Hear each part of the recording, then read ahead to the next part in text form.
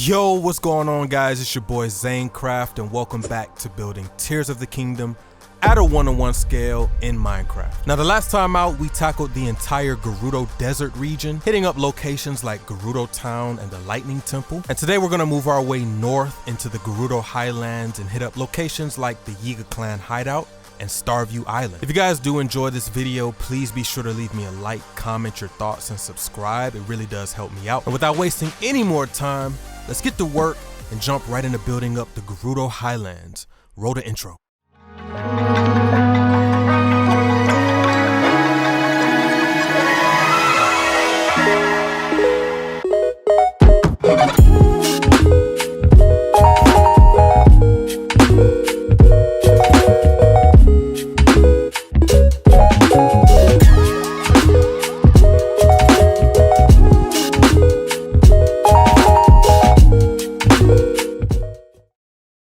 I want to start off today's episode by showing you the process of the terraforming. A lot of times I don't really show this process because I find it kind of redundant and irrelevant, but at times if I deem it necessary, I do want to show you guys the intricacy of the terraforming, just to show you guys how I went about making sure the terrain was accurate to the game, as well as color coordinating different sections of the terrain, which we'll talk more about why I did that a little bit later.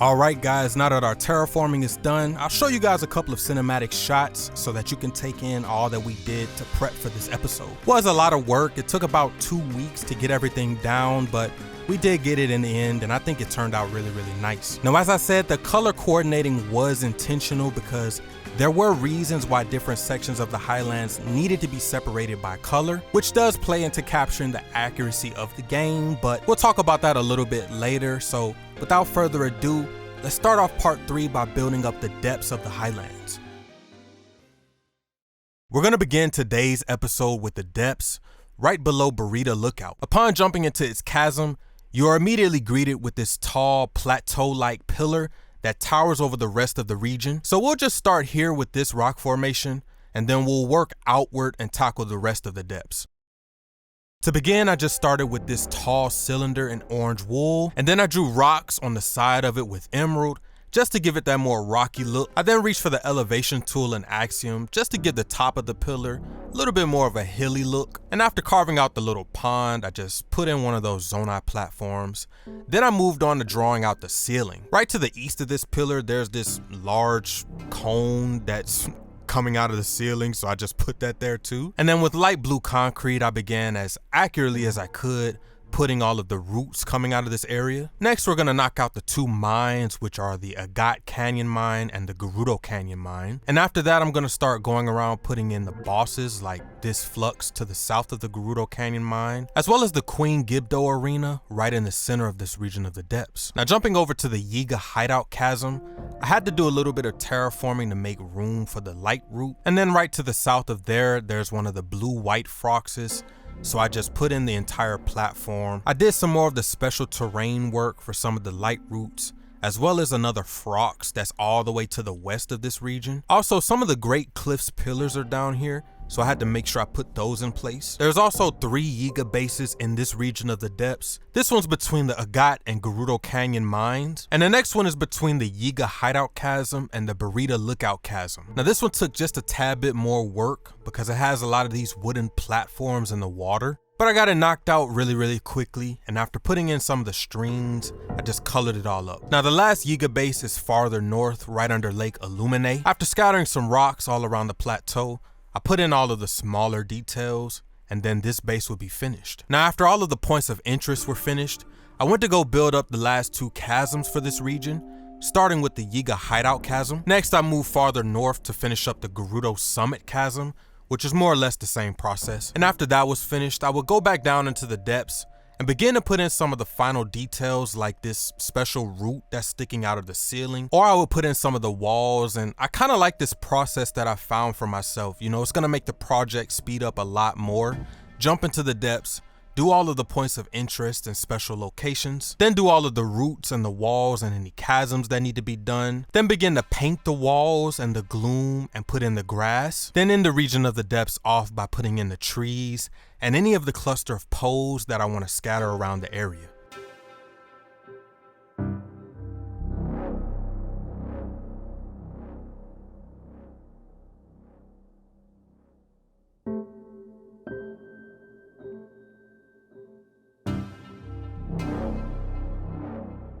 And finally, with all of the painting done, the depths for part 3 would finally be completed, and here you guys can see it with distant horizons.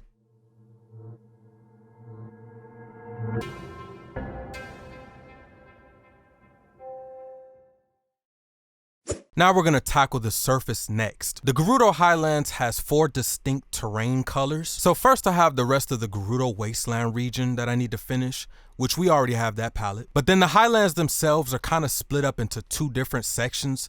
The uppermost part of the Highlands is more red, and the lower part is more of a scarlet color. And in sticking true to the game, I made sure to make this distinction in my palettes. So the uppermost part would be more of a red terracotta, and the lower part being more of acacia. And the 4th and final region of the Highlands being Carusa Valley, where the Yiga Hideout is, which is more of a red, orangish yellow color. And I just made the distinction with red sandstone and a couple other blocks that I'll show you when we get to it. So let's get these color palettes down, as well as a couple of modules that will be reused throughout this region. Now the first thing I did was rebuild the Zonai Shrine module because the original one was extremely ugly. And as you guys can see, I just eyeballed the shape with white concrete, and then I just textured it up and put in the giant swirl at the top. And you guys can see the old version there on the left, like it doesn't even compare. I don't even know why you guys didn't just tell me to redo it. Like, it looks ugly. The new one looks completely amazing. And here you guys can see it at night, and here you guys can see it in the actual world. Now with that monstrosity remade, I color coordinated all 4 of the regions in this episode. The upper highlands in red concrete, the lower highlands in normal terracotta, Carusa Valley in white concrete, and the final portion of the wastelands in orange concrete. Now of course you guys can see here the Gerudo Wasteland palette. Next I did some tinkering with Axiom's noise painter just to get those sedimentary rock lines in Carusa Valley. Then third, we have the lower highlands with the acacia wood palette. And finally, we have the upper highlands with the red terracotta palette. So the first thing I wanted to do for the surface was go ahead and start painting. And here you guys can see what I was talking about with those sedimentary rock lines for Carusa Valley. I basically just stretched the simplex pattern. Then I masked it to the white concrete and just went all throughout the valley, making sure I didn't miss any spots. And after putting in the lines, I would come back through and do a third pass and color the rest of the white concrete with the red sandstone. The next thing I did was, I noticed in Tears of the Kingdom and Breath of the Wild, the upper part of the highlands has this line layer that goes all around the top of the highlands. So I just spent about an hour doing my due diligence, going around the top of the highlands, putting in this line. I really want to make sure I'm spending the time to put in the effort and make the game look as accurate as possible. Now beginning the surface, I started with the Great Cliffs and began to put in all of the overhangs that I couldn't put when I was capturing the terrain for the depths. So I just did it all in red concrete and then I ended up coloring it. Now as you guys know, the Ganondorf geoglyph is right above here. So here's what I did. I went to Etsy and I bought a $3 pack with all of the transparent images of the geoglyphs. Now these images are not actually accurate to the game, they're actually custom designs, but they look very, very close of course. Now I could have done all of the geoglyphs by hand myself, but I want to start incorporating different tactics to make a map that brings all different aspects of how to use Minecraft to its fullest extent, namely pixel art. I made sure to scale it properly so that it would fit perfectly on the cliff in my world. Then I stacked it up against the wall, but I only masked it to air blocks. That way, wherever the cliff meets the geoglyph, I painted that block with lime concrete powder, which was the best pick for the actual game. And the final thing I did was every air block that neighbors the lime concrete powder,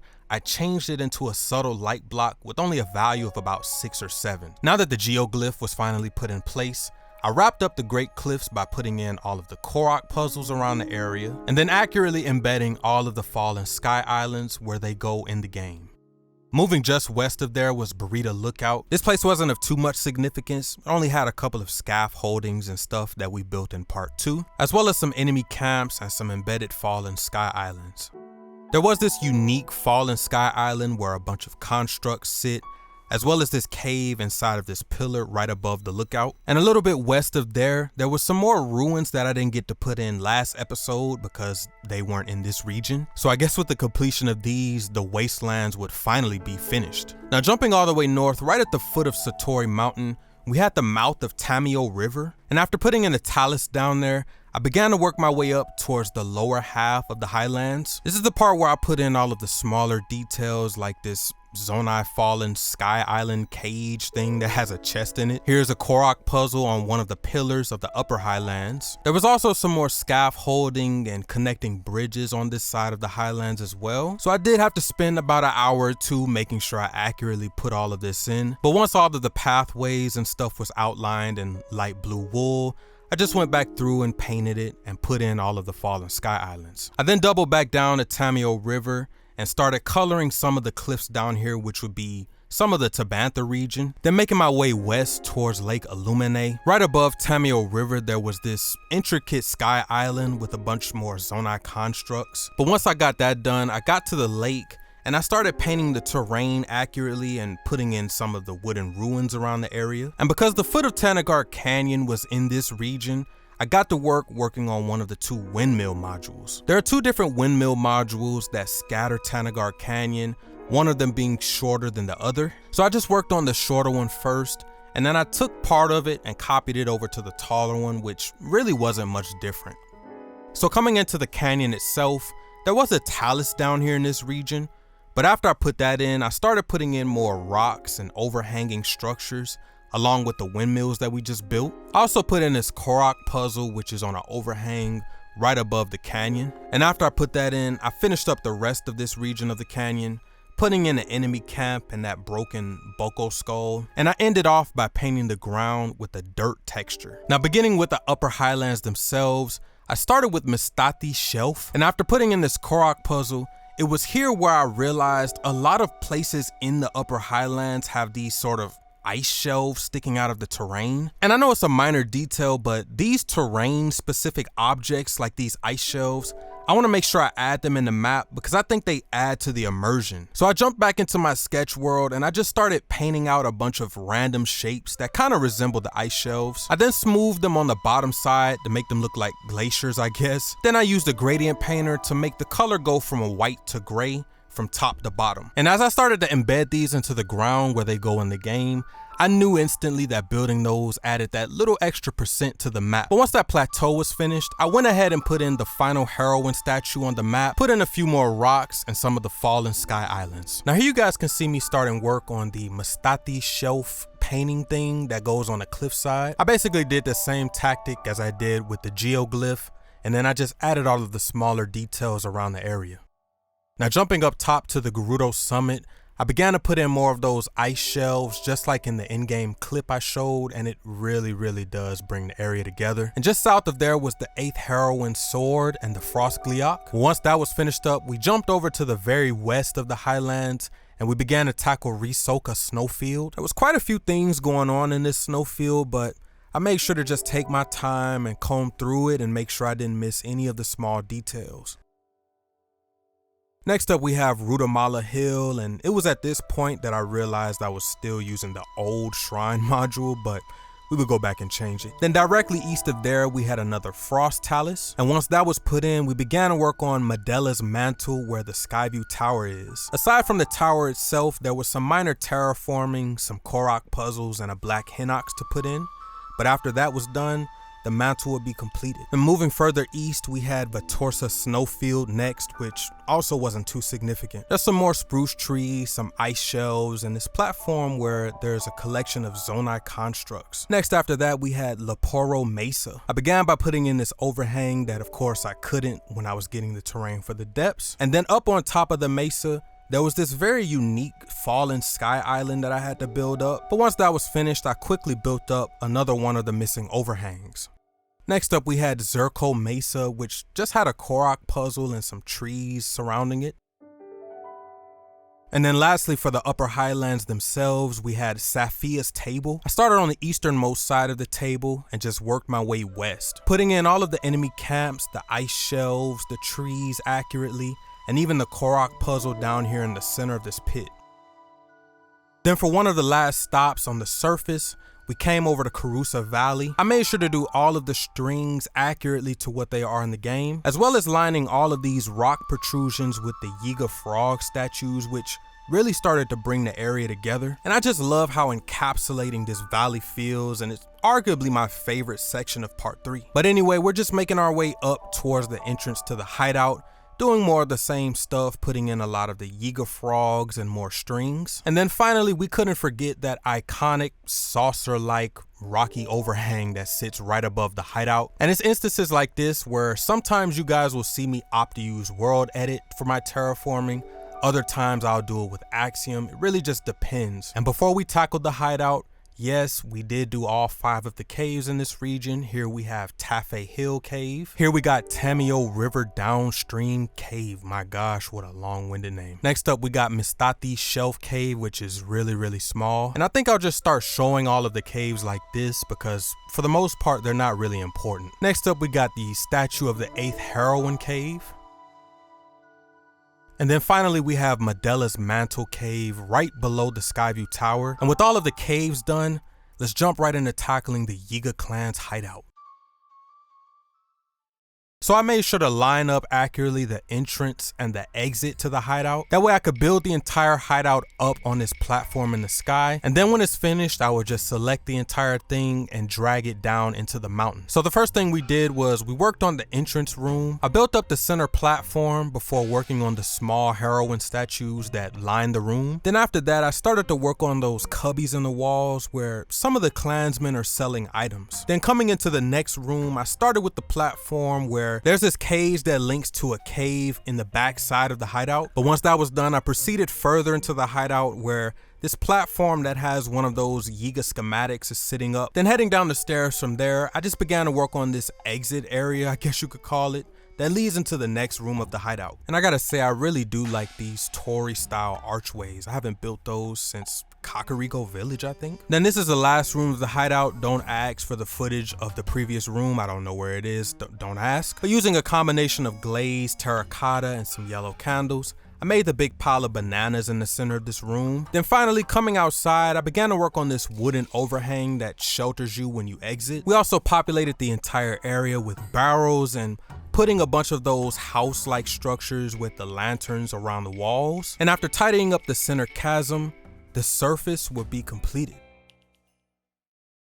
Now, last but not least, we have the Starview Island chain, the conglomerate of sky islands that circle Starview Island itself. So we're gonna go around Starview Island in a clockwise motion, making sure to put in the low gravitational force around the island and all of the floating boxes and stuff, before ending off the episode by tackling Zelda's version of the Death Star and its interior. So let's get to work on the Starview Island chain. So this island chain should go by quickly because for the most part it's just copying and pasting and stitching together a bunch of islands that we already built. But I'll still show the process because a lot of these islands are unique. And once they're all pasted in, we'll jump into actually building Starview Island itself.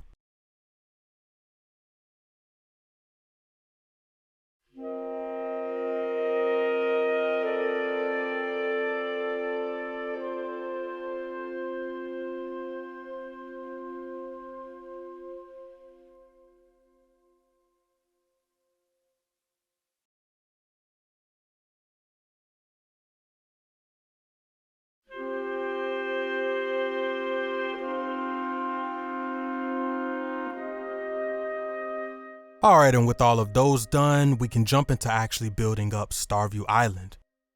So keeping the proportions accurate, I started with a sphere that has a diameter of 225 blocks. And then I began designing the entrance to the sphere, and I actually think I should have done this on the 45-degree angle initially, because sometimes when you rotate with Axiom, it will create a lossy result, as you guys know, but I still think the island turned out pretty cool. But as we continue designing the exterior of the sphere, I wanted to capture those plate-like objects on the exterior of Starview Island and did some cool things with Axiom's noise painter and came up with this design. It kind of looks like a moon, but after rotating it 45 degrees, I think it passes. Now coming on into the interior, you guys could see me start to knock out a bunch of the different islands scattered around in here. I built one of these small ones, and then I used Axiom's rotate tool to evenly space out and rotate 7 different copies of the same island. Then I began to work on this very large island in the center that has the 3 light rays shooting out from it. And after this island was done, I jumped up to work on that island that has the square cage on it. And this cage was reused from one of the sky islands in part 2 that we already completed. Next, I worked on this small cove to the left of that, and then I worked on yet another Sky Island module. There are 4 of these scattered around the interior, one of which has the Zonai device dispenser on it. And then one of the final things we needed to tackle was the large island in the back that has the shrine on top. After getting half of that island down, I started by putting in these 5 pillars that has lanterns on top of them, before pasting in the shrine and creating the hill that leads down. I then began to work on this arch, which is a very common structure in the Sky Islands, which I think is the first time that we're seeing this in the map, which is really cool. But after that was done, I put in the 3 light rays and changed all of the light blue wool into light blocks. And after coloring the interior, part 3 would finally be completed.